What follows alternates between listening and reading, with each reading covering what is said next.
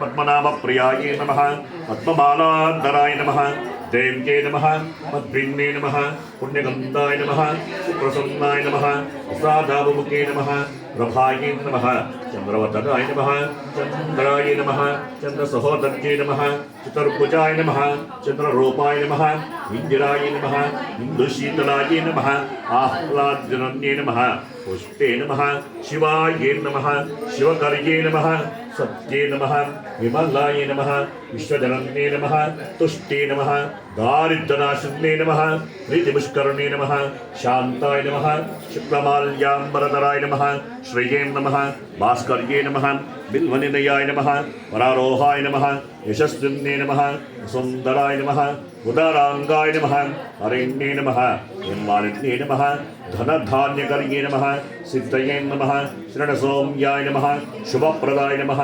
रूपवेश्मगतानन्दाय नमः शुभाय नमः हिरण्यप्राकाराय नमः समुद्रतनयाय नमः जयाय नमः मंगलाय नमः देव्ये नमः विष्णुवक्षस्थलस्थिताय नमः विष्णुपत्नी नमः सुन्नाक्षी नमः नारायणसमाश्रिताय नमः दारिद्र्यध्वंसिन्ये नमः देव्ये नमः सर्वोपद्रवनिवारिण्ये नमः नवदुर्गाय नमः महाकालिन्ये नमः ब्रह्म विष्णु शिवात्मिकाय नमः त्रिकालज्ञानसम्पन्नाय नमः भुवनेश्वर्ये नमः श्री महालक्ष्मी नमः अष्टोत्तरशतनामावळि कुङ्कुमार्चनपूजां समर्पयामि यजमानस्य यजमानेन इष्टकाम्यात्तवरसिद्धिरस्तु मङ्गलानि भवन्तु नानाविध परिमलपत्रपुष्पाणि समर्पयामि कुक्कमन् गुरु साक्षात् परं ब्रह्म तस्मै श्री गुरवे नमः नारायणाय विद्महे वासुदेवाय धीमहि तन्नो विष्णुः प्रचोदयात् महादेव्यै च विद्महे विष्णुपत्नी च धीमहि तन्नो लक्ष्मी प्रचोदयात् महालक्ष्मी समेता सत्यनारायण स्वामिने नमः सर्वोपचार पूजां समर्पयामि अथ सत्यनारायण स्वामी व्रतकथार्थो प्रथमोऽध्यायः पूर्वकालದಲ್ಲಿ ನೈಮಿಷಾರಣ್ಯವಾಸಿಗಳಾದಂತಹ ಸಮಸ್ತ ಋಷಿಗಳು ಒಂದಾನೊಂದು ಕಾಲದಲ್ಲಿ ಪೌರಾಣಿಕೋತ್ತಮರಾದಂತಹ ಸೂತ ಮಹರ್ಷಿಗಳನ್ನು ಕಂಡು ಕೇಳುವಂತವರಾಗುತ್ತಾರೆ. ಇಲ್ಲಿ ಮಹರ್ಷಿಗಳೇ, ನಾವು ಸುಖವಾಗಿರಲು ಮತ್ತು ಯಾವುದೇ ರೀತಿಯಾದಂತಹ ತೊಂದರೆಗಳಿಲ್ಲದಂತೆ ನಾವು ಇರಬೇಕಾದ್ರೆ ಯಾವುದಾದರೂ ಒಂದು ಉಪಾಯವನ್ನು ಹೇಳಿ ಎಂಬುದಾಗಿ ಕೇಳುವಂತರಾಗುತ್ತಾರೆ. ಆಗ ಮಹರ್ಷಿಗಳು ಆ ಋಷಿಗಳೆಲ್ಲರೂ ಕೇಳುವಂತರಾಗುತ್ತಾರೆ. ಇದೇ ಋಷಿಗಳಿರ, ತಾವು ಈ ದಿನ ನನ್ನ ಬಳಿ ಕೇಳಿದಂತಹ ವಿಷಯವನ್ನು ಪೂರ್ವದಲ್ಲಿ ನಾರದರು ಶ್ರೀಮನ್ನಾರಾಯಣನ ಬಳಿಗೆ ಹೋಗಿ ಕೇಳಿದಾಗ ಆ ಶ್ರೀಮನ್ನಾರಾಯಣನು ಯಾವ ರೀತಿಯಾಗಿ ಹೇಳಿರುತ್ತಾನೋ ಆ ವಿಷಯವನ್ನು ನಾನು ಹೇಳುತ್ತೇನೆ. ಎಲ್ಲರೂ ಸಹ ಸಾವಧಾನಚಿತ್ತರಾಗಿ ಕೇಳಿರಿ. ಲೋಕಾನುಗ್ರಹ ಮಾಡಬೇಕೆಂಬ ಬಯಕೆಯಿಂದ ನಾರದರು ಸಮಸ್ತ ಲೋಕಗಳನ್ನು ಸುತ್ತುತ್ತಾ ಭೂಲೋಕಕ್ಕೆ ಬರುತ್ತಾರೆ. ಆಗ ಅಲ್ಲಿ ಆ ಭೂಲೋಕದಲ್ಲಿ ನಾನಾ ಇವರು ಉದ್ಭವಿಸಿದಂಥ ಪೂರ್ವಾರ್ಜಿತ ಕರ್ಮಗಳಿಂದ ಆ ಸಮಸ್ತ ಪ್ರಜೆಗಳು ಕಷ್ಟಪಡುತ್ತಿರುವಂಥ ಎಲ್ಲರನ್ನು ಕಂಡು ಆಗ ಇವರೆಲ್ಲ ಕಷ್ಟಗಳಿಗೆ ನಿವಾರಣೆಯಾಗಬೇಕಾದರೆ ಯಾವುದಾದರೂ ಒಂದು ಉಪಾಯವನ್ನು ಕೇಳಬೇಕೋ ಎಂಬುದಾಗಿ ಆಗ ನಾರದರು ವೈಕುಂಠಕ್ಕೆ ಹೋಗುವಂತರಾಗುತ್ತಾರೆ. ಆ ವೈಕುಂಠಕ್ಕೆ ಪ್ರಯಾಣ ಬೆಳೆಸುತ್ತಾ ಆದಿಯಲ್ಲಿ ಆ ಸ್ಮರಣೆ ಮಾಡುತ್ತಾ ಆ ನಾರಾಯಣನ ಸ್ಮರಣೆ ಮಾಡುತ್ತಾ ಹೋಗುವಂತರಾಗುತ್ತಾರೆ. ಬಳಿಕ ಆ ವೈಕುಂಠಕ್ಕೆ ಹೋಗಿ ಅಲ್ಲಿರುವಂತಹ ಆ ಲಕ್ಷ್ಮೀ ಕಮಲಾಪತಿಯನ್ನು ಕಂಡಂತಹ ಆ ನಾರಾಯಣನ ಕಂಡು ಆಗ ನಾರದರು ಆಗ ಯಥೇಚ್ಛವಾಗಿ ಅಲ್ಲಿ ದೀರ್ಘವಾದಂತಹ ನಮಸ್ಕಾರವನ್ನು ಮಾಡುತ್ತಾರೆ. ಆಗ ದೀನ ಪರಿಪಾಲಕರಾದಂತಹ ಸತ್ಯನಾರಾಯಣ ಸ್ವಾಮಿಯು ನಾರದರನ್ನು ಕಂಡು, ಎಲೆ ನಾರದ ಮಹರ್ಷಿ, ನೀನು ಏತಕ್ಕೋಸ್ಕರ ಈ ದಿನ ವೈಕುಂಠಕ್ಕೆ ಬಂದಿರುವೆ? ಅದನ್ನು ಹೇಳಿದೆ ಆದರೆ ನಿನಗೆ ತಕ್ಕ ಸಮಾಧಾನವನ್ನು ಹೇಳುತ್ತೇನೆ ಎಂಬುದಾಗಿ ಆಗ ಆ ಮಾತನ್ನು ಕೇಳಿ ನಾರದರು ಕೇಳುತ್ತಾರೆ, ಎಲೆ ಭಕ್ತವತ್ಸಲನೆ, ಭೂಲೋಕದಲ್ಲಿ ಹುಟ್ಟಿದಂತಹ ಸಕಲರಾದ ಮಾನವರು ತಮ್ಮ ತಮ್ಮ ಪಾಪ ಕರ್ಮಗಳಿಂದ ಕಷ್ಟಗಳನ್ನು ಪಡುತ್ತಿರುತ್ತಾರೆ.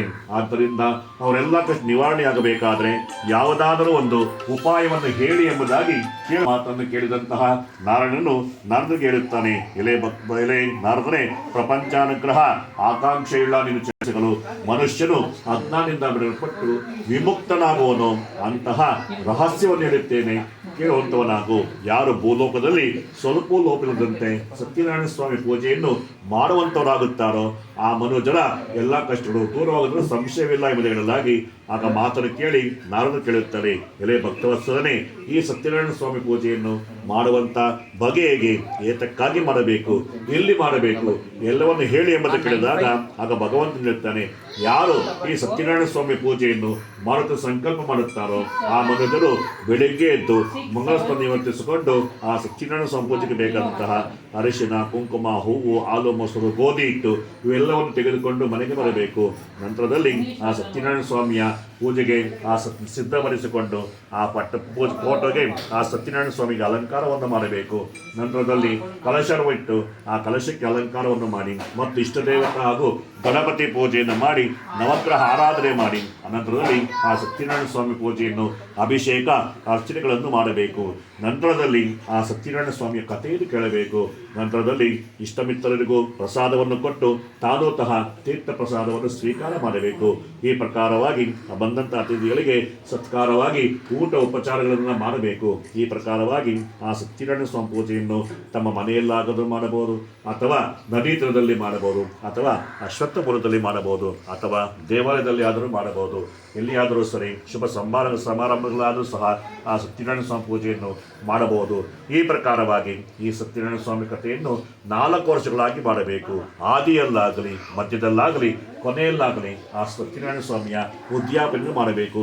ಈ ಪ್ರಕಾರವಾಗಿ ಯಾರು ಲೋಪವಿಲ್ಲದಂತೆ ಮಾಡುವಂತರಾಗುತ್ತಾರೋ ಆ ಮನುಜರ ಎಲ್ಲ ಕಷ್ಟ ದೂರವಾದರಲ್ಲಿ ಸಂಶಯವಿಲ್ಲ ಎಂಬುದಾಗಿ ಸತ್ಯನಾರಾಯಣ ಕಥೆಯಲ್ಲಿ ಪ್ರಥಮೋಧ್ಯಾಯವು ಸಮಾಪ್ತವಾಯಿತು.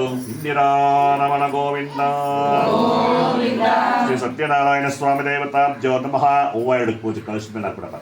ಉಪನರ್ಪಯಾಮಿ ನಮಸ್ಕರೋಮಿ. ಅಲ್ಲೊಂದು ಟೇಂಕಾಲ್ ಮುಂದೆ ಮನೆ ಮೇಲೆ ಇಟ್ಬಿಡಮ್ಮ. ಸತ್ಯನಾರಾಯಣ ಸ್ವಾಮಿ ದೇವತಾಬ್ಜೋ ನಮಃ. ಕಾಲೇ ಆ ಜೋಡಿನೇ ಇದೆ. ನಾರಿಕೇಳ ಫಲ ನೈವೇದ್ಯಂ ಸಮರ್ಪಯಾಮಿ. ಪೂಗಿ ಫಲತಾಂಬೂಲಂ ಸಮರ್ಪಯಾಮಿ. ಹಿರಣ್ಯಗರ್ಭಾಯ ನಮಃ. ಉಪಚಾರ ಪೂಜಾಂ ಸಮರ್ಪಯಾಮಿ. ಅಥ ದ್ವಿತೀಯೋಧ್ಯಾಯ 2ನೇ ಅಧ್ಯಾಯವು ಕಾಶಿ ಕ್ಷೇತ್ರದಲ್ಲಿ ಅತ್ಯಂತ ದರಿದ್ರನಾದಂತಹ ಒಬ್ಬನೊಬ್ಬ ಬಡ ಬ್ರಾಹ್ಮಣನಿದ್ದನು. ಆತನಾದರೂ ಹಸಿವು ಬಾಯಾಗಿ ಭೂಮಿಯ ಮೇಲೆ ಭಿಕ್ಷೆಯನ್ನು ಮಾಡುತ್ತಾ ಇರುತ್ತಾನೆ. ಆದರೆ ಅವನಿಗೆ ತೃಪ್ತಿ ಇರಲಿಲ್ಲ. ಹೀಗಾಗಿಯೂ ಅವನಿಗೆ ಒಂದಾದ ಸಮಯದಲ್ಲಿ ತುಂಬ ಅವನು ತುಂಬ ದುಃಖವನ್ನು ಪಡುತ್ತಾ ಆ ಸ್ವಾಮಿಯನ್ನು ಕೇಳುವಂತನಾಗುತ್ತಾನೆ. ಎಲೆ, ನಾನು ಯಾವ ಜನ್ಮದಲ್ಲಿ ಮಾಡಿದಂತಹ ಪಾಪವೇನೋ ಈ ಜನ್ಮದಲ್ಲಿ ನಾನು ಅನುಭವಿಸಿರುತ್ತೇನೆ. ಎಲೆ ನಾರಾಯಣ, ನಮ್ಮನ್ನು ಕಾಪಾಡು ಎಂಬುದಾಗಿ ಆ ಭಕ್ತವಸ್ತನ್ನು ನೆನೆಸಿಕೊಳ್ಳುತ್ತಾನೆ.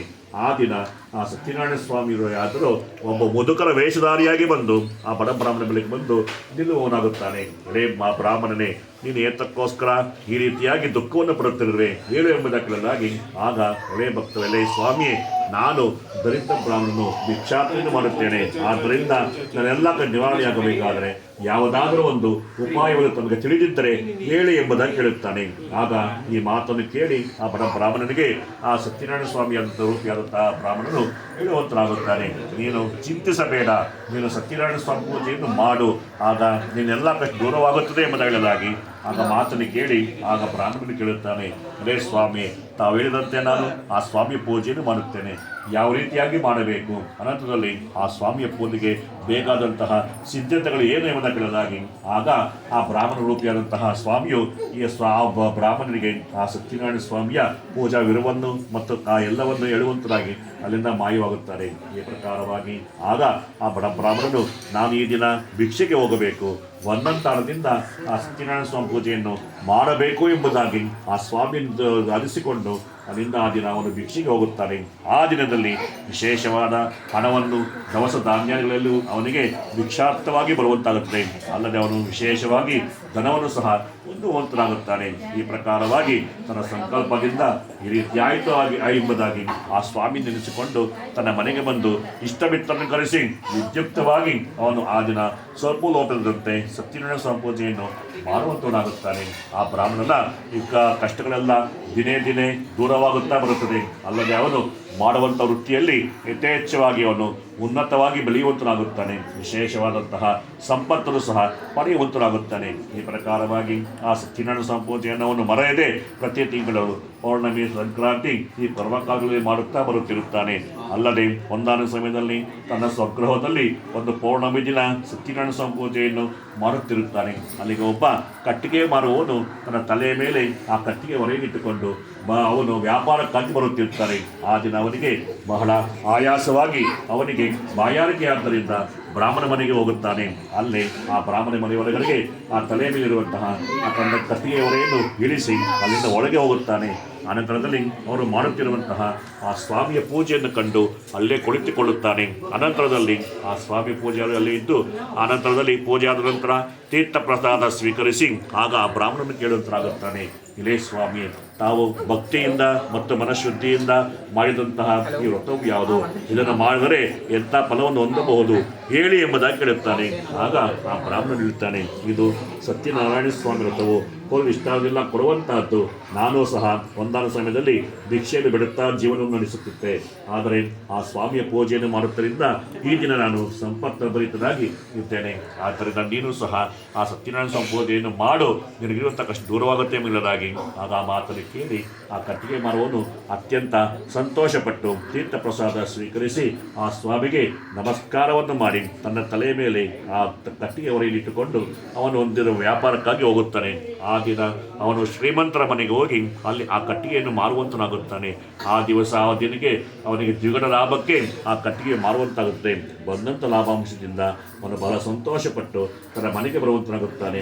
ಮಾರನೆಯ ದಿವಸ ಅವನು ಆ ಸತ್ಯನಾರಾಯಣ ಸ್ವಾಮಿ ಪೂಜೆಯನ್ನು ಮಾಡುವಂತನಾಗುತ್ತಾನೆ. ಅಲ್ಲದೆ ಆ ಸ್ವಾಮಿಯ ಪೂಜಾ ಮಹಿಮೆಯಿಂದ ಅವನು ಮಾಡುತ್ತಿರುವಂತಹ ಆ ಕಟ್ಟಿಗೆ ವ್ಯಾಪಾರದಲ್ಲಿ ಶ್ರೀಮಂತನಾಗಿ ಬೆಳೆಯುವಂತನಾಗುತ್ತಾನೆ. ಈ ಪ್ರಕಾರವಾಗಿ ಅವನು ವ್ಯಾಪಾರದಲ್ಲಿ ಉತ್ತಮವಾದಂತಹ ಯಥೇಚ್ಛವಾಗಿ ಸಂಪತ್ತನ್ನು ಸಹ ಪಡೆಯುವಂತನಾಗುತ್ತಾನೆ. ಆದ್ದರಿಂದ ಅವನು ಬಿಡದೆ ಆ ಸತ್ಯನಾರಾಯಣ ಸ್ವಾಮಿ ಪೂಜೆಯನ್ನು ಪ್ರತಿ ವರ್ಷಗಳಲ್ಲೂ ತಪ್ಪದೇ ಮಾಡುತ್ತಾ ಬರುತ್ತಾರೆ. ಅಂತ್ಯದಲ್ಲೂ ಸಹ ಅವನು ವೈಕುಂಠ ಲೋಕಕ್ಕೆ ಹೋಗುತ್ತಾನೆ. ಬಗ್ಗೆ ಸತ್ಯನಾರಾಯಣ ಕಥೆಯಲ್ಲಿ 2ನೇ ಅಧ್ಯಾಯವು ಸಮಾಪ್ತವಾಯಿತು. ಓಂ ಆಂಜನೇಯ ವರದ ಗೋವಿಂದ ಗೋವಿಂದ. ಸತ್ಯನಾರಾಯಣ ಸ್ವಾಮಿ ದೇವತಾಭ್ಯೋ ನಮಃ. ದ್ವಿತೀಯೋಧ್ಯಾಯಾಂಗ ಉಪಚಾರ ಪೂಜಾಂ ಸಮರ್ಪಯಾಮಿ. ನಾರಿಕೇಳ ಫಲನೈವೇದ್ಯಂ ಸಮರ್ಪಯಾಮಿ. ಪೂಗಿ ಫಲತಾಂಬೂಲಂ ಸಮರ್ಪಯಾಮಿ. ಹಿರಣ್ಯಗರ್ಭಾಯ ನಮಃ. ಸುವರ್ಣ ಪುಷ್ಪಾಣಿ ಸಮರ್ಪಯಾಮಿ. ಸರ್ವೋಪಚಾರ ಪೂಜಾಂ ಸಮರ್ಪಯಾಮಿ. ಅಥ ತೃತೀಯೋಧ್ಯಾಯ 3ನೇ ಅಧ್ಯಾಯವು ಪೂರ್ವಕಾಲದಲ್ಲಿ ಉಲ್ಕಮುಖನೆಂಬ ರಾಜನಿದ್ದನು. ಜಿತೇಂದ್ರಿಯನಾಗಿಯೂ ಸತ್ಯವಾದಿಯಾಗಿಯೂ ಒಳ್ಳೆಯ ಬುದ್ಧಿಶಾಲಿಗಿದ್ದ ರಾಜನು ಪ್ರತಿ ದಿವಸವೂ ದೇವಾಲಯಕ್ಕೆ ಹೋಗಿ ದೇವತಾ ಆರಾಧನೆ ಮಾಡಿ ಅಲ್ಲಿರುವಂತಹ ಬ್ರಾಹ್ಮಣರಿಗೂ ಸಹ ಅಲ್ಲಿರುವಂತಹ ಬಡಬಗ್ಗರಿಗೂ ಸಹ ದಾನವನ್ನು ಮಾಡುತ್ತಿರುತ್ತಾನೆ. ಆದರೆ ಅವನಿಗೆ ಮಕ್ಕಳಿಲ್ಲವಾದ್ದರಿಂದ ಬಹಳವಾಗಿ ನೊಂದಿರುತ್ತಾನೆ. ಇದರಿಂದ ಅವನು ಒಂದಾನ ಸಮಯದಲ್ಲಿ ಜ್ಯೋತಿಷಿ ಬಳಿಗೆ ಹೋಗಿ ಜಾತಕವನ್ನು ಪರಿಶೀಲಿಸಿದಾಗ ಆಗ ಆ ಜ್ಯೋತಿಷಿಗಳು ಹೇಳುತ್ತಾರೆ, ತಾವು ಸತ್ಯನಾರಾಯಣ ಸ್ವಾಮಿ ಪೂಜೆಯನ್ನು ನದಿ ತೀರ ಅಥವಾ ಸಮುದ್ರದಲ್ಲಿ ಮಾಡಿ ಆಗ ಅಲ್ಲಿ ಪೂಜೆಯನ್ನು ಮಾಡಿ ಪ್ರಸಾದವನ್ನು ಸ್ವೀಕರಿಸಿದಾಗ ತಮಗೆ ಮಕ್ಕಳಾಗುವುದು ಎಂಬುದಾಗಿ ಹೇಳುತ್ತಾರೆ. ಈ ಮಾತನ್ನು ಕೇಳಿ ಆಗ ಆ ರಾಜನು ತನ್ನ ಮಡದಿಯೊಂದಿಗೆ ತನ್ನ ಪರಿವಾರದೊಂದಿಗೆ ಸಮುದ್ರ ಮಡಕ್ಕೆ ಹೋಗಿ ಅಲ್ಲಿ ಸತ್ಯನಾರಾಯಣ ಸ್ವಾಮಿ ಪೂಜೆಯನ್ನು ಮಾಡುತ್ತಾ ಇರುತ್ತಾರೆ. ಈ ಪ್ರಕಾರವಾಗಿ ಆ ದಿವಸ ಅವರು ರಾಜರು ಸಹ ತನ್ನ ಮಡದಿಯಾದಂತಹ ಕಮಲದಂತಿರುವಂತಹ ಆಗ ಭದ್ರಶೀಲ ಎಂಬ ಹೆಂಡತಿಯೊಂದಿಗೆ ಆ ದಿನ ಅವರೆಲ್ಲರೂ ಸೇರಿ ಸತ್ಯನಾರಾಯಣ ಸ್ವಾಮಿ ಪೂಜೆಯನ್ನು ಮಾಡುತ್ತಿರುತ್ತಾರೆ. ಸಮುದ್ರ ಮಾರ್ಗವಾಗಿ ಒಬ್ಬ ವರ್ತಕನು ವ್ಯಾಪಾರಕ್ಕಾಗಿ ಬರುತ್ತಾನೆ. ಬರುತ್ತಾ ಹೋಗುತ್ತಿರುವುದರಲ್ಲಿ ಆ ಸಮಯದಲ್ಲಿ ಸಮುದ್ರದಲ್ಲಿ ನಡೆಯುತ್ತಿರುವಂತಹ ಆ ಸ್ವಾಮಿಯ ಪೂಜೆಯನ್ನು ಕಂಡು ಅದೇನು ನೋಡೋಣ ಎಂಬುದಾಗಿ ಆ ರಾಜನು ಆ ವರ್ತಕನು ಅಲ್ಲಿ ಸಮುದ್ರದಿಂದ ಬಂದು ನಾವೇನು ದಡದಲ್ಲಿ ಬಿಟ್ಟು ರಾಜ ದರ್ಶನಾರ್ಥವಾಗಿ ಬಂದು ಕೈ ಮುಗಿದುಕೊಂಡು ಆ ರಾಜನಿಗೆ ನಮಸ್ಕಾರ ಮಾಡಿ ಅಲ್ಲೇ ಕುಳಿತುಕೊಳ್ಳುತ್ತಾನೆ. ಅಲ್ಲಿ ನಡೆಯುತ್ತಿರುವಂತಹ ಆ ಸ್ವಾಮಿಯ ಪೂಜೆಯನ್ನು ಕಂಡು ಏನೋ ಒಂದು ವಿಧವಾದ ಭಕ್ತಿ ಉಂಟಾಗಲು ಅಲ್ಲೇ ಕುಳಿತುಕೊಳ್ಳುತ್ತಾನೆ. ಅನಂತರದಲ್ಲಿ ಆ ಸ್ವಾಮಿಯ ಪೂಜೆ ಆದ ಅನಂತರದಲ್ಲಿ ಅವನು ತೀರ್ಥ ಪ್ರಸಾದ ಸ್ವೀಕರಿಸುತ್ತಾರೆ. ಎಲೈ ರಾಜರೇ, ತಾವು ಇದುವರೆಗೂ ಮಾಡಿದಂತಹ ಈ ಪೂಜೆ ಯಾವುದು? ಇದನ್ನು ಮಾಡಿದರೆ ಎಂಥ ಫಲವನ್ನು ನಾವು ಹೊಂದಬಹುದು ಹೇಳಿ ಎಂಬುದಾಗಿ ಕೇಳುತ್ತಾನೆ. ಆಗ ಆ ರಾಜರು ಆ ವರ್ತಕರನ್ನು ಕಂಡು, ನಾನು ಸತ್ಯನಾರಾಯಣ ಸ್ವಾಮಿ ಎಂಬಂಥ ಪೂಜೆಯನ್ನು ಮಾಡುತ್ತಾ ಇದ್ದೆ. ನಾನು ರಾಜನಾದರೂ ಕೂಡ ನನಗೆ ಮಕ್ಕಳಿಲ್ಲ ಇದ್ದರಿಂದಲೇ ಆ ಸ್ವಾಮಿ ಪೂಜೆಯನ್ನು ಮಾಡಿದ್ದೇನೆ. ಆದ್ದರಿಂದ ನೀನೇನಾದರೂ ಕೋರಿಕೆ ಇದ್ದರೆ ಆ ಸ್ವಾಮಿ ಪೂಜೆಯನ್ನು ಮಾಡು, ನಿನಗೂ ಸಹ ಆ ಸ್ವಾಮಿ ಪ್ರಸಾದವನ್ನು ಕೊಡುತ್ತಾನೆ. ಯಾರಾದರೂ ಸರಿ ಯಾವ ರೀತಿಯಾಗಿ ಸಂಕಲ್ಪವನ್ನು ಮಾಡಿ ಆ ಸ್ವಾಮಿ ಪೂಜೆಯನ್ನು ಮಾಡುತ್ತಾರೋ ಅದು ನೆರವೇರುವುದರಲ್ಲಿ ಸಂಶಯವಿಲ್ಲ. ಆದ್ದರಿಂದ ನೀವು ಸಹ ಸ್ವಾಮಿಯ ಪೂಜೆಯನ್ನು ಮಾಡಿ ತೀರ್ಥ ಪ್ರಸಾದವನ್ನು ಸ್ವೀಕಾರ ಮಾಡಿ ಎಂಬುದಾಗಿ ಅವರಿಗೆ ತೀರ್ಥವನ್ನು ಮತ್ತು ಪ್ರಸಾದವನ್ನು ಕೊಡುತ್ತಾನೆ. ಆಗ ವರ್ತಕನು ಹೇಳುತ್ತಾನೆ ರಾಜನಿಗೆ, ಎಲೆ, ನಾನು ಅಷ್ಟೈಶ್ವರ್ಯದಿಂದ ಇದ್ದರೂ ಸಹ ನನಗೂ ಮಕ್ಕಳಿಲ್ಲವಾದ್ದರಿಂದ ಬಹಳವಾಗಿ ನೊಂದಿರುತ್ತೇನೆ. ಆದ್ದರಿಂದ ತಾವು ಹೇಳಿದಂತೆ ನನಗೆ ಯಾವಾಗ ಮಕ್ಕಳಾಗುವುದೋ ಸಂತಾನವಾಗುವುದೋ ನಾನು ಸತ್ಯನಾರಾಯಣ ಸಂಪೂಜೆಯನ್ನು ಮಾಡುತ್ತೇನೆಂದು ಅರಿಸಿಕೊಂಡು ಅಲ್ಲಿಂದ ತನ್ನ ನಾವೆಯನ್ನು ಹೇಳಿ ನಾರವಿಂದ ಅವನು ಸಮುದ್ರ ಮಾರ್ಗವಾಗಿ ವ್ಯಾಪಾರಕ್ಕಾಗಿ ಹೊರಟು ಹೋಗುತ್ತಾನೆ. ಅನಂತರದಲ್ಲಿ ಸ್ವಲ್ಪ ಸಮಯದ ನಂತರ ಆ ವರ್ತಕನಾದರೂ ತನ್ನ ಮನೆಗೆ ಬಂದು ನಾನು ಸತ್ಯನಾರಾಯಣ ಸಂಪೂಜೆಯನ್ನು ಮಾಡುತ್ತೇನೆ, ನಮಗೆ ಯಾವಾಗ ಮಕ್ಕಳಾಗುವುದೇ ಹಾಗೆ ಮಾಡೋಣ ಎಂಬುದಾಗಿ ನಾನು ಅರಿಸಿಕೊಂಡಿದ್ದೆ ಎಂಬುದಾಗಿ ಆಗ ಆ ಮಾತನ್ನು ಕೇಳಿ ತನ್ನ ಸತಿಯಾದಂತಹ ಲೀಲಾವತಿಯು ಸಹ ಸಂತೋಷಗೊಂಡವಳಾಗುತ್ತಾಳೆ. ಈ ಪ್ರಕಾರವಾಗಿ ಆ ಸತ್ಯಪತಿಗಳಿಬ್ಬರು ಸಂತೋಷಗೊಂಡವರಾಗಿ ಆ ದಿನದಿಂದಲೇ ಗರ್ಭವನ್ನು ಧರಿಸಿ ಒಂದು ಹೆಣ್ಣು ಮಗುವಿಗೆ ಜನ್ಮವನ್ನು ಸಹ ನೀಡುವಂತಾಗುತ್ತಾರೆ. ಆದರೆ ಆ ಮಗಳಾದ್ದರಿಂದ ಅವರಿಗೆ ಆ ಸತ್ಯನಾರಾಯಣ ಸಂಪೂಜೆಯನ್ನು ಮರೆತೇ ಬಿಡುತ್ತದೆ. ಇದಲ್ಲದೆ ಸ್ವಲ್ಪ ಸಮಯದ ನಂತರ ಆಗ ಲೀಲಾವತಿಯು ನಮಗೆ ಮಕ್ಕಳಾದ್ದರಿಂದ ನಾವು ಆ ಸ್ವಾಮಿ ಪೂಜೆಯನ್ನು ಮಾಡೋಣ, ಇದು ತಡೆಯಾಗೆ ಮಾಡುವುದು ಎಂಬುದಾಗಿ ಆಗ ವರ್ತಕನು ಹೇಳುತ್ತಾನೆ, ನಾನು ನನ್ನ ಮಗಳ ವಿವಾಹದಲ್ಲಿ ನಾನು ಆ ಸ್ವಾಮಿ ಪೂಜೆಯನ್ನು ಮಾಡುತ್ತೇನೆ, ಈಗ ನನಗೆ ಸಮಯವಿಲ್ಲ, ವ್ಯಾಪಾರಕ್ಕಾಗಿ ಹೋಗಬೇಕು ಎಂಬುದಾಗಿ ಹೇಳಿ ಸಮಾಧಾನಪಡಿಸಿ ವ್ಯಾಪಾರಕ್ಕಾಗಿ ಹೊರಟು ಹೋಗುತ್ತಾನೆ. ಈ ಪ್ರಕಾರವಾಗಿ ತನ್ನ ಮಗಳಾದಂತಹ ಸತ್ಯವತಿಯು ತನ್ನ ತಂದೆ ಮನೆಯಲ್ಲೇ ಬೆಳೆಯುತ್ತಾ ದೊಡ್ಡವಳಾಗಿ ಬೆಳೆದು ನಿಲ್ಲುತ್ತಾರೆ. ಈ ಪ್ರಕಾರವಾಗಿ ತನ್ನ ಸತ್ಯವತಿಯ ಮಗಳನ್ನು ನೋಡಿ ನನ್ನ ಮಗಳಿಗೆ ಈಗ ವಿವಾಹವನ್ನು ನಡೆಸಬೇಕು ಎಂಬುದಾಗಿ ನಿಶ್ಚಯವನ್ನು ಸಹ ಮಾಡುತ್ತಾನೆ. ಈ ಪ್ರಕಾರವಾಗಿ ಆಗ ವಿವಾಹವನ್ನು ಮಾಡುವುದಕ್ಕೋಸ್ಕರ ಚಾರನ್ನು ಕರೆದು ನನ್ನ ಮಗಳ ವಿವಾಹಕ್ಕಾಗಿ ಅನುರೂಪನಾದ ವರನನ್ನು ಮತ್ತು ಶ್ರೀಮಂತನ್ನು ಹುಡುಕಿಕೊಂಡು ಬರುವಂತೆ ಚಾರನ್ನು ಕರೆಸುತ್ತಾರೆ. ಆ ಚಾರರಾದರೂ ದೇಶಗಳೆಲ್ಲ ಸುತ್ತಿಕೊಂಡು ಹೋಗಿ ಕಾಂಚನವೆಂಬ ಪಟ್ಟಣಕ್ಕೆ ಹೋಗುತ್ತಾರೆ. ಅಲ್ಲಿರುವಂತಹ ಶ್ರೀಮಂತರಾದ ಆ ವರ್ತಕರ ಎಲ್ಲರನ್ನು ಕಂಡು ಅಲ್ಲಿರುವಂತಹ ಒಬ್ಬ ಸುಂದರವಾದ ಹುಡುಗನ್ನು ನೋಡಿ ಅವರೆಲ್ಲರೂ ನೋಡಿ ಈ ರೀತಿಯಾಗಿ ಜಾತಕಗಳನ್ನು ಸಹ ಪರಿಶೀಲನೆ ಮಾಡಿ ಅಲ್ಲಿಂದ ಎಲ್ಲರನ್ನು ಕರೆದುಕೊಂಡು ತಮ್ಮ ದೇಶಕ್ಕೆ ಬರುತ್ತಾರೆ. ಈ ಪ್ರಕಾರವಾಗಿ ಆ ವರ್ತಕನಾದರೂ ತನ್ನ ಮಗಳಿಗೆ ಯೋಗ್ಯವಾದಂತಹ ವರನು ಎಂಬುದಾಗಿ ನಿಶ್ಚಯ ಮಾಡಿ ಅವನು ವಿಜೃಂಭಣೆಯಿಂದ ತನ್ನ ಮಗಳಿಗೆ ವಿವಾಹವನ್ನು ಸಹ ಮಾಡಿಸುವಂತಾಗುತ್ತಾನೆ. ಆದರೆ ಅವನು ಅನಾಥ ಮಾತದಿಂದ ಆ ಸತ್ಯನಾರಾಯಣ ಪೂಜೆಯನ್ನು ಮರೆತೇ ಬಿಡುತ್ತಾನೆ. ಇದರಿಂದ ಕೋಪಗೊಂಡಂತಹ ಸತ್ಯನಾರಾಯಣ ಸ್ವಾಮಿಯಾದರು, ಎಲೆ ನಿನಗೆ ಮಕ್ಕಳಾದರೂ ಕೂಡ ನನ್ನ ಪೂಜೆಯನ್ನು ಮಾಡಲಿಲ್ಲ, ಈಗ ಮದುವೆಯೂ ಸಹ ಮಾಡಿದೆ, ಆಗಲೂ ಸಹ ಮಾಡಲಿಲ್ಲ, ಆದ್ದರಿಂದ ನಿನಗೆ ಸಹಿಸಲು ಅಸಖ್ಯವಾದ ದುಃಖ ಉಂಟಾಗಲಿ ಎಂದು ಶಾಪವನ್ನು ಕೊಡುತ್ತಾನೆ. ಆಗ ಆ ಶಾಪಗ್ರಸ್ತಾದನ ವರ್ಗನಾದರೂ ತನ್ನ ಅಳಿಯನೊಂದಿಗೆ ರತ್ನಸಾರವೆಂಬ ಪಟ್ಟಣಕ್ಕೆ ಹೋಗಿ ಅಲ್ಲಿ ಶ್ರೀಮಂತನ ಅಳಿಯನೊಡನೆ ವ್ಯಾಪಾರಕ್ಕಾಗಿ ಹೋಗುತ್ತಾರೆ. ಅವರು ಸುಮಾರು ತಿಂಗಳುಗಳು ಸಹ ವ್ಯಾಪಾರ ಸಹ ಮಾಡಿ ಅನಂತರದಲ್ಲಿ ಆ ವ್ಯಾಪಾರದಿಂದ ಚಿನ್ನ ಮುತ್ತು ಈ ರೀತಿಯಾಗಿ ವಜ್ರ ವೈಡೂರ್ಯಾದಿಗಳೆಲ್ಲ ಸಂಪಾದನೆ ಮಾಡುತ್ತಾರೆ. ಅಲ್ಲದೆ ಅವರು ವ್ಯಾಪಾರವನ್ನು ಮುಗಿಸಿ ನಮ್ಮ ದೇಶಕ್ಕೆ ಹೋಗೋಣ ಎಂಬುದಾಗಿ ಆಗ ಮಾವನನ್ನು ಅಳಿಯನು ಹೇಳುತ್ತಾನೆ, ಮಾವನೇ, ವಿಶೇಷವಾಗಿ ನಿರ್ಮಿತವಾದಂತಹ ಅರಮನೆಯನ್ನು ನಾವು ಹೋಗಿ ನೋಡಿಕೊಂಡು ನಾವು ಪ್ರಯಾಣ ಬೆಳೆಸೋಣ ಎಂಬುದಾಗಿ ಆಗ ಆ ಮಾತನ್ನು ಕೇಳಿ ಅಳಿಯನೊಂದಿಗೆ ಅವನ ಅರಮನೆಗೆ ಹೋಗುವಂತಾಗುತ್ತಾನೆ. ಆದರೆ ಆ ದಿವಸ ಆ ಸತ್ಯನಾರಾಯಣ ಸ್ವಾಮಿ ಮಹಿಮೆಯಿಂದ ಕಳ್ಳರು ಬಂದು ರಾಜರ ಬೊಕ್ಕಸಕ್ಕೆ ಅಲ್ಲಿರುವಂತಹ ರಾಜ್ಯ ದ್ರವ್ಯವನ್ನು ಅಪಹರಿಸಿಕೊಂಡು ಓಡಿ ಹೋಗುತ್ತಿರುತ್ತಾರೆ. ಅಷ್ಟರಲ್ಲಿ ಆಗ ರಾಜಭಟ್ಟರು ಸಹ ಕಳ್ಳರನ್ನು ಹುಡುಕಾಡ್ತಾ ಬರುತ್ತಿರುತ್ತಾರೆ. ಇದೆಲ್ಲವನ್ನು ಆದ ಅನಂತರದಲ್ಲಿ ಆ ಕಳ್ಳರಾದರೂ ಈ ವರ್ತಕ ಬಳಿಗೆ ಬಂದು ಅಲ್ಲಿ ಆ ರಾಜಧನವನ್ನು ಅರ್ಧ ಬೆಳೆಗೆ ಮಾರಿ ಅಲ್ಲಿಂದ ಮಾಯವಾಗಿ ಓಡಿ ಹೋಗುತ್ತಾರೆ. ಈ ಪ್ರಕಾರವಾಗಿ ಅನಂತರದಲ್ಲಿ ಆ ರಾಜಭಟ್ಟರಾದರೂ ಈ ವರ್ತಕನ ಬಳಿಗೆ ಬಂದು, ನಿಮಗೆ ಇದು ರಾಜದ್ರವು ಇಲ್ಲಿ ಸಿಕ್ಕಿತು ಹೇಳಿ ಎಂಬುದಾಗಿ ಹೇಳುತ್ತಾರೆ. ಆದರೆ ಅವರು ಯಾವ ವಿಧವಾದಂತಹ ತಕ್ಕ ಸಮಾಧಾನವನ್ನು ಹೇಳಲೇ ಇಲ್ಲದಿಂದ ಅವರನ್ನು ಹಗ್ಗದಿಂದ ಕಟ್ಟಿ ಇವರೇ ಕಳ್ಳರು ಎಂಬುದಾಗಿ ನಿಶ್ಚಯ ಮಾಡಿ ಅವರ ದ್ರವ್ಯವನ್ನು ತೆಗೆದುಕೊಂಡು ರಾಜನ ಮನೆಗೆ ಬಂದು ನಿಲ್ಲಿಸುವಂತಾಗುತ್ತಾರೆ. ಎಲೆ ರಾಜನೇ, ನಮ್ಮ ಬೊಕ್ಕಸಕ್ಕೆ ಬಂದು ಕಳುವು ಮಾಡಿರುವಂತಹ ಕಳ್ಳರನ್ನು ಮತ್ತು ದ್ರವ್ಯವನ್ನು ನಾವು ತಂದಿದ್ದೇವೆ, ಇವರಿಗೆ ವಿಚಾರಣೆ ಮಾಡಿ ಶಿಕ್ಷೆಯನ್ನು ಕೊಡಿ ಎಂಬುದಾಗಿ ಹೇಳುತ್ತಾರೆ. ಆದರೆ ಆ ದಿವಸ ಆ ಸತ್ಯನಾರಾಯಣ ಸ್ವಾಮಿ ಮಹಿಮೆಯಿಂದ ಇವರಿಗೆ ವಿಚಾರಣೆ ಇಲ್ಲದೆ ರಾಜಾಜ್ಞೆಯಂತೆ ಅತಿ ಕಠಿಣ ಸಾಧ್ಯವಾದಂತಹ ಕಾರಾಗೃಹದಲ್ಲಿ 2 ವರ್ಷ ಇರಿಸುವಂತೆ ರಾಜಾಜ್ಞೆ ಇಡುತ್ತಾನೆ. ಆಗ ವರ್ತಕರು ಹೇಳುತ್ತಾರೆ, ಇಲೇ ಸ್ವಾಮಿಯೇ, ನಾವು ವ್ಯಾಪಾರಕ್ಕಾಗಿ ಬಂದಂತಹ ವರ್ತಕರು, ನಾವು ಕಳ್ಳರಲ್ಲ, ನಮ್ಮ ವೃತ್ತಿ ವ್ಯಾಪಾರ, ಆದ್ದರಿಂದ ನಾವು ನಮ್ಮನ್ನು ಬಿಟ್ಟು ಬಿಡಿ ಎಂಬುದಕ್ಕಿಡಲಾಗಿ. ಆದರೆ ಇವರ ಮಾತುಗಳು ಯಾರಿಗೂ ಕೇಳಿಸಲೇ ಇಲ್ಲ. ಆ ಸತ್ಯನಾರಾಯಣ ಸ್ವಾಮಿ ಮಹಿಮೆಯಿಂದ ಅವರು ಬಂದಿಖಾನೆಗೆ ಸೆರೆಮನೆಗೆ ಹೋಗುವಂತಾಯಿತು. ಅವರೆಲ್ಲ ದ್ರವ್ಯವೆಲ್ಲ ಸಂಪಾದನೆ ಮಾಡಿದಂತಹ ದ್ರವ್ಯವೆಲ್ಲ ಆ ರಾಜನ ಬೊಕ್ಕಸಕ್ಕೆ ಸೇರಿ ಹೋಯಿತು. ಈ ಪ್ರಕಾರವಾಗಿ ಅವರ ಮನೆಯಲ್ಲಿ ಯಾವುದೇ ವಿಧವಾದಂತಹ ಸಂಪಾದನೆ ಇಲ್ಲದ ಕಾರಣ ಆ ವರ್ತಕನ ಮಡದಿಯೋ ಮತ್ತು ಮಗಳಿಗೆ ತಿನ್ನಲು ಆಹಾರವಿಲ್ಲದಂತ ಉಡುರ ಬಟ್ಟೆಯಿಲ್ಲದಂತ ದರಿದ್ರ ಬಂಧುವಂತಾಯಿತು. ಈ ಪ್ರಕಾರವಾಗಿ ಒಂದಾನ ಸಮಯದಲ್ಲಿ ಸತ್ಯವತಿಯು ಒಂದು ದಿವಸ ಹಸಿವನ್ನು ತಾಳಲಾರದೆ ಒಬ್ಬ ಬ್ರಾಹ್ಮಣ ಮನೆಗೆ ಭಿಕ್ಷೆಗೆ ಹೋಗುತ್ತಾರೆ. ಆದರೆ ಆ ದಿವನ ಆ ಬ್ರಾಹ್ಮಣ ಮನೆಯಲ್ಲಿ ಸತ್ಯನಾರಾಯಣ ಪೂಜೆಯನ್ನು ಮಾಡುತ್ತಾ ಇರುತ್ತಾರೆ. ಇದನ್ನು ಕಂಡಂತಹ ಆ ಸತ್ಯವತಿಯು ಅಲ್ಲೇ ಇದ್ದು ಆ ರಾತ್ರಿ ಪೂಜೆಯಾದ ನಂತರ ತೀರ್ಥ ಪ್ರಸಾದವನ್ನು ಮಾಡಿ ಅಲ್ಲೇ ಹೋಯಿತು. ಭೋಜನ ಸಹ ಮಾಡಿ ರಾತ್ರಿ ತಡವಾದ್ದರಿಂದ ಅಲ್ಲೇ ಇದ್ದು ಮಾರನೇ ದಿವಸ ತನ್ನ ಮನೆಗೆ ಬರುವಂತಾಗುತ್ತಾಳೆ. ಈ ಪ್ರಕಾರವಾಗಿ ತನ್ನ ಮನೆಗೆ ಬಂದಂತಹ ಸತ್ಯವತಿಯನ್ನು ತನ್ನ ತಾಯಿ ಕೇಳುತ್ತಾಳೆ, ಎಳೆ ಮಗಳೇ, ನೀನು ರಾತ್ರಿ ಎಲ್ಲಿಗೆ ಹೋಗಿದ್ದೆ? ಮನೆಗೆ ಕಿತ್ತಕ್ಕಾಗಿ ಬರಲಿಲ್ಲ ಹೇಳು ಎಂಬುದಾಗಿ ಕೇಳಲಾಗಿ ಆಗ ಆ ಮಾತನ್ನು ಕೇಳಿ ಆಗ ಸತ್ಯವತಿ ಹೇಳುತ್ತಾಳೆ, ಎಳೆ ಮಾತೆ, ಒಬ್ಬ ಬ್ರಾಹ್ಮಣ ಮನೆಯಲ್ಲಿ ಸತ್ಯನಾರಾಯಣ ಸ್ವಾಮಿ ಎಂಬಂತಹ ಪೂಜೆಯನ್ನು ಮಾಡುತ್ತಾ ಇದ್ದರು. ಅದು ನೋಡುತ್ತಾ ಇದ್ದೆ. ತೆಗೆದುಕೋ, ನಿನಗೂ ಸಹ ಪ್ರಸಾದವನ್ನು ತಂದಿದ್ದೇನೆ ಎಂದು ಹೇಳೋದಕ್ಕಾಗಿ ಕೊಡಲಾಗಿ ಆಗ ಆ ಪ್ರಸಾದವನ್ನು ಸ್ವೀಕಾರ ಮಾಡಿ ಆಗ ಲೀಲಾವತಿ ಹೇಳುವಂತಾಗುತ್ತಾಳೆ, ನಾವು ಸಹ ಪೂರ್ವಕಾಲದಲ್ಲಿ ನಮಗೆ ನೀನು ಮಕ್ಕಳಿಲ್ಲವಾದ್ದರಿಂದ ನಾವು ಸಂಕಲ್ಪವನ್ನು ಮಾಡಿದ್ದೇವೆ, ಇಂದಿಗೂ ಸಹ ನೆರವೇರಿಸಲೇ ಇಲ್ಲ. ಆದ್ದರಿಂದಲೇ ನಮಗೆ ಈ ಕಷ್ಟವು ಬಂದಿರುವುದು. ಆದ್ದರಿಂದ ನಾವು ಈ ದಿನ ಭಿಕ್ಷೆಗೆ ಹೋಗೋಣ ನಡೀರಿ. ಬಂದಂಥ ಅಂಶದಿಂದ ನಾವು ಸತ್ಯನಾರಾಯಣ ಪೂಜೆಯನ್ನು ಮಾಡೋಣ ಎಂಬುದಾಗಿ ಅವರೀರುವರು ಸ್ನಾನವನ್ನು ಮಾಡಿಕೊಂಡು ಆ ದಿನ ಭಿಕ್ಷೆಗೆ ಹೋಗುತ್ತಾರೆ.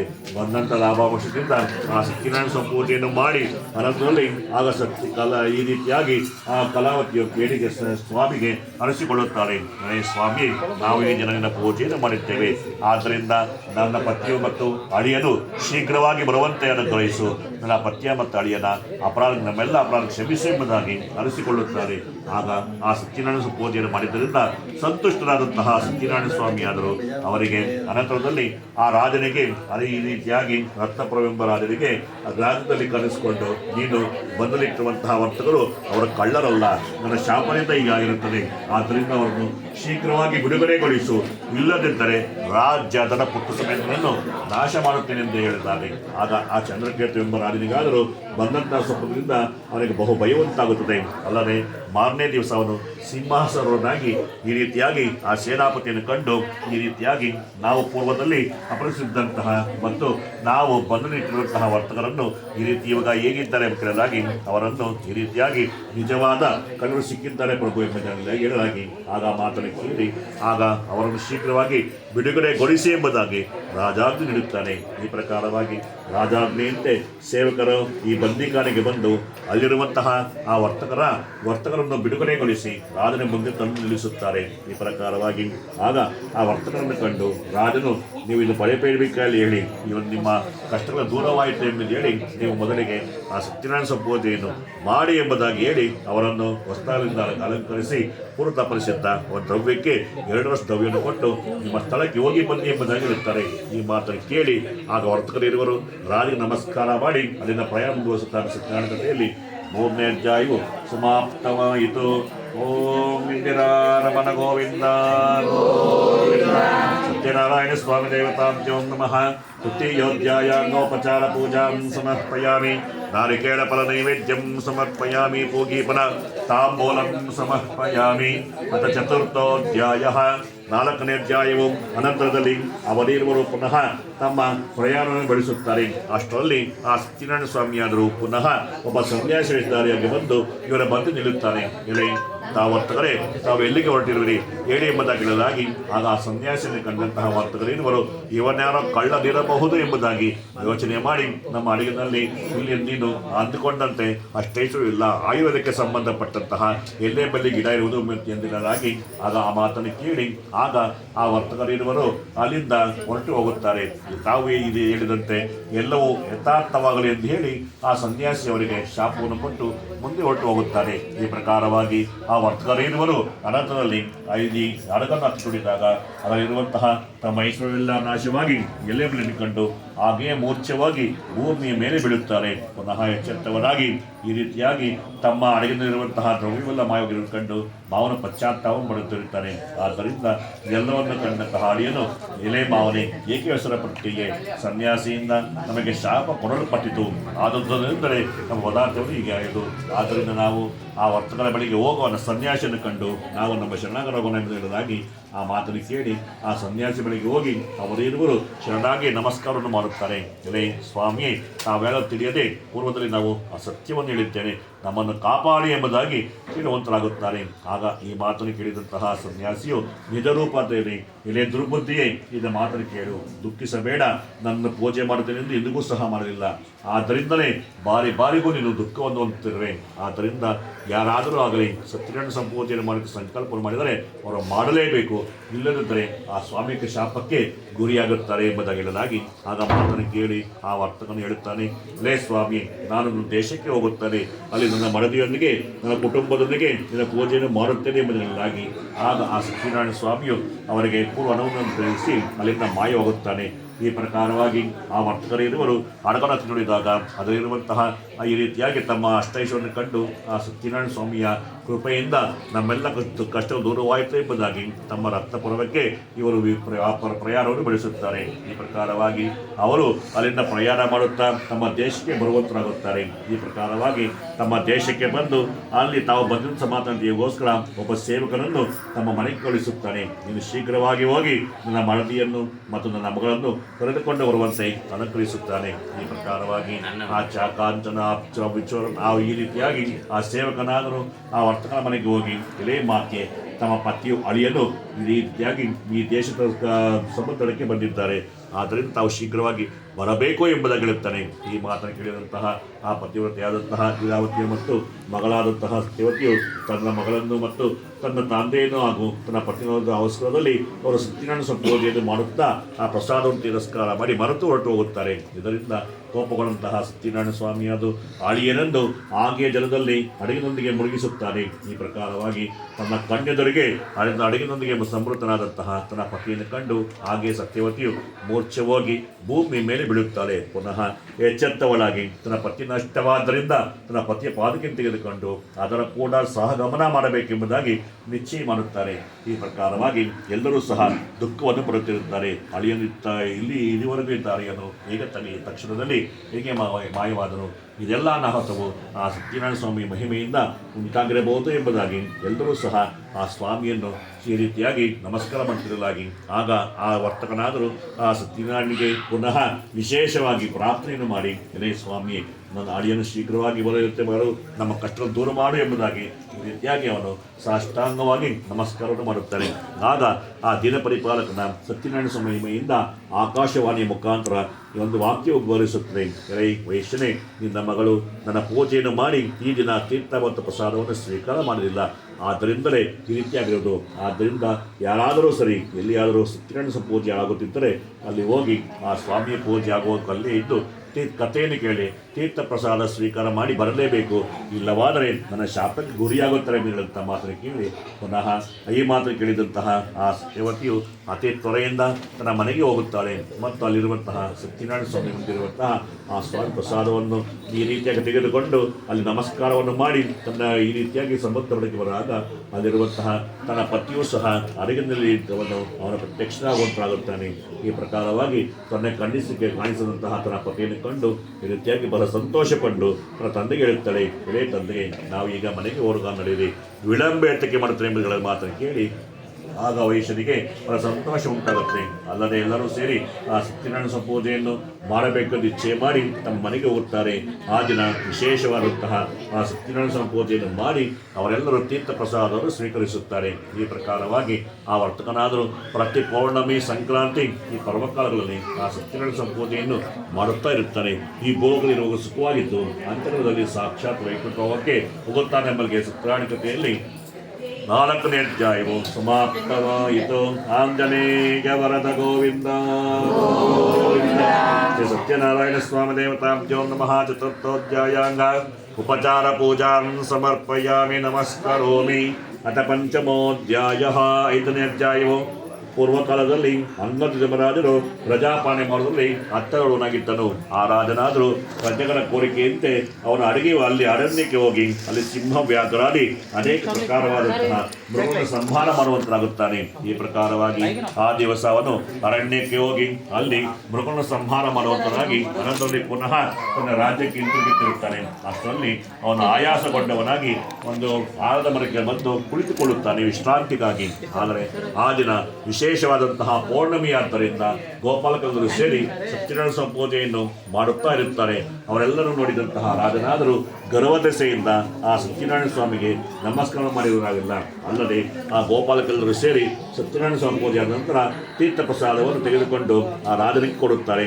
ಆದರೆ ಆ ಒಂದು ಗರ್ವದೆಸೆಯಿಂದ ಆ ಸತ್ಯನಾರಾಯಣ ಸ್ವಾಮಿ ಪ್ರಸಾದವನ್ನು ತಿರಸ್ಕಾರ ಮಾಡಿ ತನ್ನ ರಾಜ್ಯಕ್ಕೆ ಹೋಗುವಂತರಾಗುತ್ತಾನೆ. ಈ ಪ್ರಕಾರವಾಗಿ ಸ್ವಲ್ಪ ಸಮಯದ ನಂತರ ಆ ರಾಜನು ತನ್ನ ರಾಜ್ಯವನ್ನು, ತನ್ನ ಮಕ್ಕಳನ್ನು ಎಲ್ಲವನ್ನು ಕಳೆದುಕೊಳ್ಳುತ್ತಾನೆ. ಈ ಪ್ರಕಾರವಾಗಿ ಅವನು ಜ್ಯೋತಿಷಿ ಮನೆಗೆ ಹೋಗಿ ನನಗಿರುವಂತಹ ಈ ಕಷ್ಟಗಳಾದರೂ ಏತಕ್ಕೆ ಬಂದಿರುವುದು ಹೇಳಿ ಎಂಬುದನ್ನು ಕೇಳಲಾಗಿ ಆಗ ಆ ಜ್ಯೋತಿಷಿಗಳು ಇರ್ತಾರೆ, ನೀವು ಪ್ರಸಾದವನ್ನು ತಿರಸ್ಕಾರ ಮಾಡಿ ಬಂದಿದ್ದೇನೆ, ಆದ್ದರಿಂದಲೇ ಆ ಸ್ವಾಮಿ ಮಹಾಶಾಪಕ್ಕೆ ಗುರಿಯಾಗಿದ್ದರೆ, ಆದ್ದರಿಂದ ಎಲ್ಲಿ ಸತ್ಯನಾರಾಯಣ ಸಂಪೂಜೆ ಆಯಿತು ಆ ಸ್ಥಳಕ್ಕೆ ತಾವು ಪುನಃ ಹೋಗಬೇಕು. ಅಲ್ಲಿ ಗೋಪಾಲಕ ಸಹಿತನಾಗಿ ಭಕ್ತಿ ಮತ್ತು ಶ್ರದ್ಧೆಯಿಂದ ಆ ಸತ್ಯನಾರಾಯಣ ಸಂಪೂಜೆಯನ್ನು ಮಾಡಬೇಕು. ಆಗ ತಮಗೆ ಎಲ್ಲ ಕಷ್ಟ ದೂರವಾಗುತ್ತೆ ಎಂಬುದಾಗಿ ಈ ಮಾತು ಸಹ ಆ ರಾಜನಾದರೂ ಪುನಃ ಅರಣ್ಯಕ್ಕೆ ಹೋಗುತ್ತಾನೆ ಮತ್ತು ಅಲ್ಲಿ ಗೋಪಾಲಕ ಸಹಿತನಾಗಿ ಭಕ್ತಿ ಮತ್ತು ಶ್ರದ್ಧೆಯಿಂದ ಆ ಸತ್ಯನಾರಾಯಣ ಪೂಜೆಯನ್ನು ಮಾಡುವಂತನಾಗುತ್ತಾನೆ. ಈ ಪ್ರಕಾರವಾಗಿ ಅವನು ಸ್ವಾಮಿ ಪೂಜೆ ನಂತರ ತೀರ್ಥ ಪ್ರಸಾದವನ್ನು ಸ್ವೀಕಾರ ಮಾಡಿ ಪುನಃ ತನ್ನ ರಾಜ್ಯಕ್ಕೆ ಹೋಗುತ್ತಾಗುತ್ತಾನೆ. ಇದರಿಂದ ಆ ಪುನಃ ತನ್ನ ಮಕ್ಕಳನ್ನು, ತನ್ನ ರಾಜ್ಯವನ್ನು ಎಲ್ಲವನ್ನೂ ಸಹ ಸಂಪಾದನೆ ಮಾಡುತ್ತಾನೆ. ಈ ಪ್ರಕಾರವಾಗಿ ಆ ರಾಜನು ಕೂಡ ಆ ಸತ್ಯನಾರಾಯಣ ಪೂಜೆಯನ್ನು ಮಾಡುತ್ತಾ ಸುಖವಾಗಿ ತನ್ನ ರಾಜ್ಯಭಾರವನ್ನು ಮುಗಿಸಿಕೊಳ್ಳುತ್ತಾನೆ. ಅಲ್ಲದೆ ಅವನು ಅಂತ್ಯಕಾಲದಲ್ಲಿ ವೈಕುಂಠ ಲೋಕ ಸಹ ಹೋಗುವಂತರಾಗುತ್ತಾರೆ. ಆದ್ದರಿಂದ ಯಾರಾದರೂ ಸರಿ ಈ ಸತ್ಯನಾರಾಯಣ ಪೂಜೆಯನ್ನು ಯಾವ ರೀತಿಯಾಗಿ ಸಂಕಲ್ಪವನ್ನು ಮಾಡಿ ಶ್ರದ್ಧಾಭಕ್ತಿಯಿಂದ ಮಾಡುವಂತರಾಗುತ್ತಾರೋ ಆ ಮನುಜರ ಎಲ್ಲ ದೂರವಾಗುತ್ತೆ. ಅಲ್ಲದೆ ಯಾರು ದರಿದ್ರರಾಗಿರ್ತಾರೋ ಅಂಥವರಿಗೆ ಧನ ಪ್ರಾಪ್ತಿಯಾಗುತ್ತೆ, ಯಾರಿಗೆ ಮಕ್ಕಳಿಲ್ಲವೋ ಅವರಿಗೆ ಸಂತಾನವಾಗುತ್ತೆ. ಈ ರೀತಿಯಾಗಿ ಅವರು ಸಂಸಾರ ಬಂಧನದಿಂದ ಮುಕ್ತರಾಗುತ್ತಾರೆ. ಈ ಪ್ರಕಾರವಾಗಿ ಯಾರು ಈ ಸತ್ಯನಾರಾಯಣ ಸ್ವಾಮಿಯ ಪೂಜೆಯನ್ನು ಮಾಡುವಂತರಾಗುತ್ತಾರೋ ಅಥವಾ ಆ ಸ್ವಾಮಿಯ ಕಥೆಯನ್ನು ಕೇಳುವಂತರಾಗುತ್ತಾರೋ ಆ ಮನುಜರ ಎಲ್ಲ ದೂರವಾಗೋದ್ರಲ್ಲಿ ಸಂಶಯವೇನಿಲ್ಲ. ಈ ದಿನ ಈ ಗೃಹ ಪ್ರವೇಶ ಸಮಾರಂಭದಲ್ಲಿ ಆ ಕುಟುಂಬದವರೆಲ್ಲರೂ ಮಾಡಿರುವಂತಹ ಆ ಸತ್ಯನಾರಾಯಣ ಸ್ವಾಮಿಯ ಪ್ರಸಾದದಿಂದ ಇಲ್ಲಿ ನೆಲೆಸಿರುವಂತಹ ಬಂದಿರುವಂತಹ ಇತರ ಎಲ್ಲರಿಗೂ ಸೇರಿ ಆ ಸತ್ಯನಾರಾಯಣ ಸ್ವಾಮಿಯ ಅನುಗ್ರಹ ಮತ್ತು ಪ್ರಸಾದವು ಸಿಗಲಿ ಮತ್ತು ಅವರೆಲ್ಲರೂ ಸಹ ಕುಟುಂಬದೊಂದಿಗೆ ಅಷ್ಟೈಶ್ವರ್ಯಾದಿಗಳು ಅನ್ನ ಮತ್ತು ಈ ರೀತಿಯಾಗಿ ಅವರೆಲ್ಲರೂ ಸುಖವಾಗಿರಲಿ ಎಂಬುದಾಗಿ ಎಲ್ಲರೂ ಆಶೀರ್ವಾದವನ್ನು ಮಾಡುತ್ತಾ ಆ ಸತ್ಯನಾರಾಯಣ ಸ್ವಾಮಿಯ ಕಥೆಯನ್ನು 5ನೇ ಅಧ್ಯಾಯವು ಸಮಾಪ್ತವಾಗುತ್ತದೆ. ಓಂ ಸ್ವಸ್ತಿ ಪ್ರಜಾಪರೇ ಪಾಲಯಂತಾಂ ನ್ಯಾಯೇನ ಮಾರ್ಗೇಣ ಮಹಿಂ ಮಹಿಷಾಃ ಗೋಬ್ರಾಹ್ಮಣೇಭ್ಯಃ ಶುಭಮಸ್ತು ನಿತ್ಯಂ ಲೋಕಾಃ ಸಮಸ್ತಾಃ ಸುಖಿನೋ ಭವಂತು ಸಮಸ್ತ ಮಂಗಳಾನಿ ಭವಂತು ಸುಧ್ಯಾಯೇತ ಆಶೀಸಃ ಸಂತು. ಸತ್ಯನಾರಾಯಣ ಸ್ವಾಮಿ ದೇವತಾಭ್ಯೋ ನಮಃ. ಉಪಚಾರ ಪೂಜಾನ್ ಸಮರ್ಪಯಾಮಿ ನಮಸ್ಕರೋಮಿ.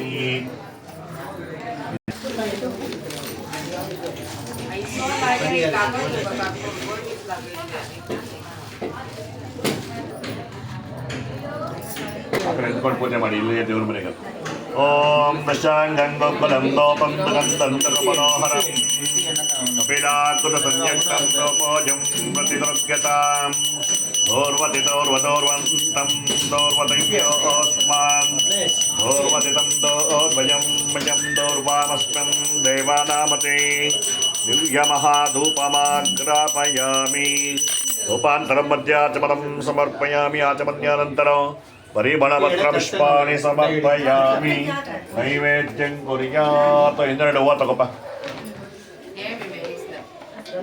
ನೀರಲ್ಲಿ ಹತ್ಕೋ ನೋಡ. ಅಲ್ಲೊಂದು ಹಣ್ಣಿನ ತಟ್ಟೆ, ಇಲ್ಲೊಂದು ಹಣ್ಣಿನ ತಟ್ಟೆ, ಇಲ್ಲಿ ಪ್ರಸಾದ ಇದೆ, ಎಲ್ಲದಕ್ಕೂ ನೈವೇದ್ಯ ಮಾಡಿ. ಹೂವದಲ್ಲಿ ನೀರಲ್ಲಿ ಪ್ರೋಕ್ಷಣೆ ಮಾಡಿ. ಭೂರ್ಭುವಸ್ಸುವಃ ಸ್ವರ್ಗೋ ದೇವಸ್ಥಾತಿ ಮಹೇತ್ಯೋನ ತೇನ ಪರಿಶಿಂಚಾಮಿ. ಅಲ್ಲ ಹಣ್ಣಿನ ತಟ್ಟೆ ಮೇಲ್ಬಿಟ್ಟು ಅಮೃತ ಮಸ್ತು ಎಲ್ಲರೈಸತಿ. ಓಂ ಪ್ರಾಣಾಯ ಸ್ವಾಹ, ಅಪಾನಾಯ ಸ್ವಾಹ, ವ್ಯಾನಾಯ ಸ್ವಾಹ, ಉಧಾನಾಯ ಸ್ವಾಹ, ಸಮಾನಾಯ ಸ್ವಾಹ. ಓಂ ಬ್ರಹ್ಮಣೇ ಸ್ವಾಹ. ಕಲಶಾನ್ವಿಷ್ಟಾಂ ದೇವತಾಭ್ಯೋ ನಮಃ. ಶ್ರೀ ಸತ್ಯನಾರಾಯಣ ಸ್ವಾಮಿ ದೇವತಾಭ್ಯೋ ನಮಃ. तत्काले सपादभक्षनैवेद्यं समर्पयामि कदलीफलनारिकेलफलनैवेद्यं समर्पयामि काश्मीरफलकिटलीफलनैवेद्यं दाडिमाफलनैवेद्यं समर्पयामि महानैवेद्यं समर्पयामि उत्तरापोषणं समर्पयामि अमृतापितानमसि हस्तो प्रक्षालयामि पादौ प्रक्षालयामि पुनरा आचमनं समर्पयामि पूगीफल ताम्बूलं समर्पयामि हिरण्यगर्भाय नमः सुवर्णपुष्पाणि समर्पयामि यार्ति तಗೊಂಡ್ಬಾಡಿ तराय यतर्वक्तो मोतिरात्तमोत्तम महद्भवति सर्वस्याप्त्यै सर्वज्जनित्यै सर्वमेव तेन आप्नोति सर्वं जयति पञ्चाद्वीपं दर्शयामि दोपदीपान्तरं मध्ये आचमनं समर्पयामि परिमलपत्र पुष्पाणि समर्पयामि ಅಲ್ಲಿ ದೇವ್ರ ಮುಂದೆ ಇಟ್ಬಿಡಿ ಅದು ಆರ್ತಿ ಆ ಖಾಲಿ ತಟ್ಟೆ ಕೊಡಮ್ಮ ಆ ಜೇನುತುಪ್ಪ ಎಲ್ಲ ತೀರ್ಥದಲ್ಲಿ ಹಾಕ್ಬಿಡಿ ಕೊಡಿ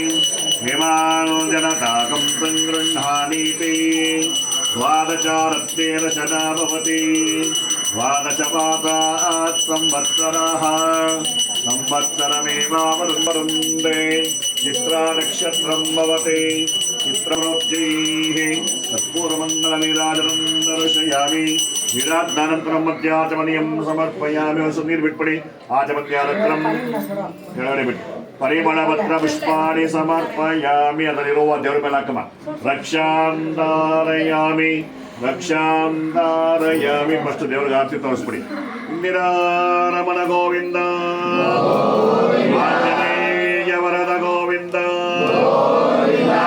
ರಕ್ಷಕ ಗೋವಿಂದ ಬಾಂಧವ ಗೋವಿಂದ ಪಾರ್ವತಿ ಪತಯೇ ಎಲ್ಲರೂ ಮಂಗಾತ್ ತಗೊಳ್ಳಿ ರಕ್ಷಾಂಧಾರಯಾಮಿ ರಕ್ಷಾಂಧಾರಯಾಮಿ मदकन्दतावर्तन्ते धोरयाः दिवीव चक्षरा ततं तद्विक्रासोति मध्यः चाद्रवागं मत्सविन्दते विष्टार्यत्परमं पदम् ॐ तत्ब्रह्मा ॐ तद्वायः ॐ तदात्मा ॐ तत्सत्यम् ॐ तत्सर्वम् ॐ तत्पुरो नमः अन्तर्जलति भूतेषु गुहायां विश्वभूतिषु त्वं यज्ञस्त्वं भजत्कारस्त्वमिन्द्रस्त्वं रुद्रस्त्वं विष्णुस्त्वं ब्रह्मत्वं प्रजापतिः तं च ताप आपोच्चतीरसो अमृतं ब्रह्मभूर्भुवस्सवरो राजाधिराजाय प्रसज्ञतायिने नमो वयं मयि श्रवणाय कुर्महे स्मे कामान् कामकामाय मह्यं कामेश्वरो वै श्रवणो ददातु कुबेराज वै श्रवणाय महाराजाय नमः यो वेदादोस्त्वरप्रोक्तो वेदान्ते च प्रतिष्ठिताः तस्य प्रकृतिलीनस्य परश्च महेश्वरः जनार्दन वेदोक्तमन्तपुष्पाणि समर्पयामि अल्ल निंतल मूर् प्रदक्षिणे ಮಾಡಿ ಎಲ್ಲರೂ यानि कानि च पापानि जन्मानारं भुजगशयनं पद्मनाभं सुरेशं विश्वाधारं गगनसदृशं मेघवर्णं शुभांगं लक्ष्मीकान्तं कमलनयनं योगिरुद्यान गम्यं वन्दे विष्णुं भवभय हरणं सर्वलोकैक नाथं सर्वमङ्गल माङ्गल्ये शिवे सर्वार्थ साधिके शरण्ये देवी नारायणी नमोस्तुते सृष्टिस्थिति विनाशानां कष्टताकि उवाप नमस्कार माडु मनसा वेट्ट प्रार्थनां समर्पयामि नमस्करोमि ನೀವು ಹಂಗೆ ಕೂತ್ಕೊಳ್ಳಿ ಬಾ ದೇವ್ರಿಗೆ ಆರತಿ ಮಾಡ್ಕೊಳ್ಳಿ ಬಾ ತಟ್ಟಲ್ಲಿ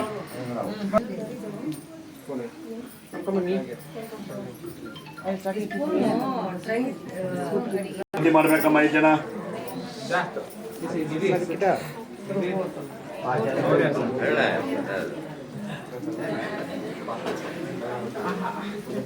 ಕೊಡು ಸ್ವಲ್ಪ ಮುಂದೆ ಬರೀತಾರೆ ಸ್ವಲ್ಪ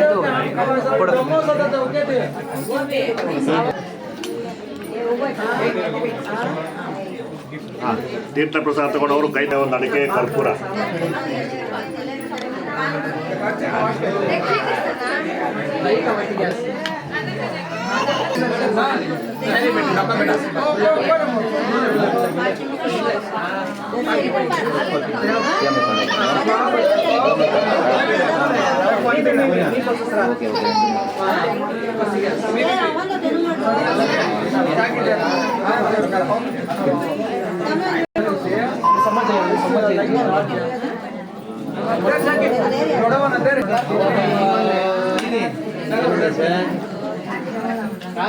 ಶಾಸ್ತ್ರಿಗಳ ಒಂದ್ಸತಿ ಆರತಿ ಮಾಡ್ತೀರಾ?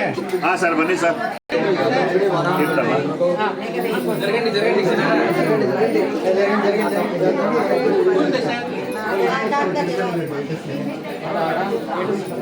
ತಗೋ ಪ್ರಸಾದ ತಗೋಮ್ಮ.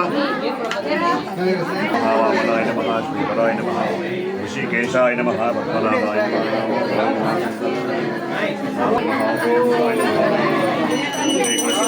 ನೋಡಿ ಮಾಗೆ ಇಟ್ಕೊಳ್ಳಿ, ಹಾಕಿ ಇಟ್ಕೊಳ್ಳಿ. ಸರ್ವಂ ಜಯಪಿ